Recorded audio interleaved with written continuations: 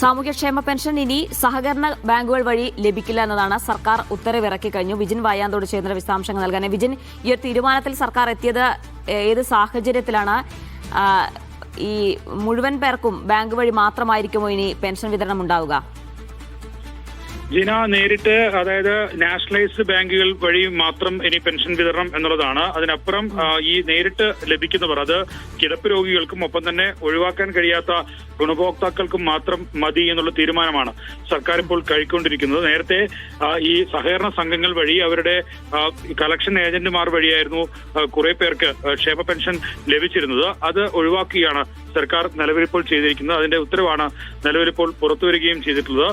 പല സൊസൈറ്റികളും തിരിച്ചടവ് വിവരങ്ങൾ കൃത്യമായി രേഖപ്പെടുത്തുന്നില്ല എന്ന് ആണ് ഉത്തരവിൽ നിലവിൽ പറയുന്നത്. സഹകരണ സംഘങ്ങൾക്ക് ഇൻസെന്റീവ് ഇനത്തിലുള്ള ചെലവും ഒപ്പം തന്നെ ഈ ഉത്തരവിൽ ചൂണ്ടിക്കാട്ടുന്നുണ്ട്. അതായത് സഹകരണ സംഘങ്ങൾക്ക് ഇത് കൊടുക്കുന്നതുമായി ബന്ധപ്പെട്ട ഇൻസെന്റീവ് ഉൾപ്പെടെ നൽകേണ്ട അവസ്ഥയിലേക്ക് കാര്യങ്ങൾ എത്തുന്നു. അതുകൊണ്ട് നിലവിൽ ക്ഷേമ പെൻഷൻ വിതരണം പൂർണ്ണമായും നേരിട്ട് ലഭിക്കുന്നതിന് പകരം നാഷണലൈസ്ഡ് ബാങ്ക് അക്കൗണ്ടുകൾ വഴി ലഭ്യമാക്കുന്ന തീരുമാനമാണ് ഇപ്പോൾ സർക്കാർ കൈക്കൊണ്ടിരിക്കുന്നത്. അതിൽ മറ്റ് കിടപ്പ് രോഗികൾക്കും ഒപ്പം തന്നെ കൈപ്പറ്റാൻ കഴിയാത്ത, ബാങ്കുകളിലെത്തി അല്ലെങ്കിൽ ATM വഴി കൈപ്പറ്റാൻ കഴിയാത്ത ആളുകളെ മാത്രം ഒഴിവാക്കിയുള്ള തീരുമാനത്തിലേക്ക് സർക്കാർ പോകുന്നു എന്നുള്ളതാണ്. നിലവിൽ കഴിഞ്ഞ സർക്കാരിന്റെ കാലത്ത് ഈ പെൻഷൻ വിതരണം പൂർണ്ണമായും നടത്തിയിരുന്നത് അത് ഒന്ന് ഈ നേരിട്ട് ബാങ്ക് അക്കൗണ്ടുകൾ വഴിയും അല്ലാത്തവർക്ക് കളക്ഷൻ ഏജന്റുമാർ, സഹകരണ ബാങ്കുകളിലെ കളക്ഷൻ ഏജന്റുമാർ നേരിട്ടും നൽകിയിരുന്ന ഇതായിരുന്നു, അത്തരം രീതിയായിരുന്നു പിന്തുടരുന്നത്.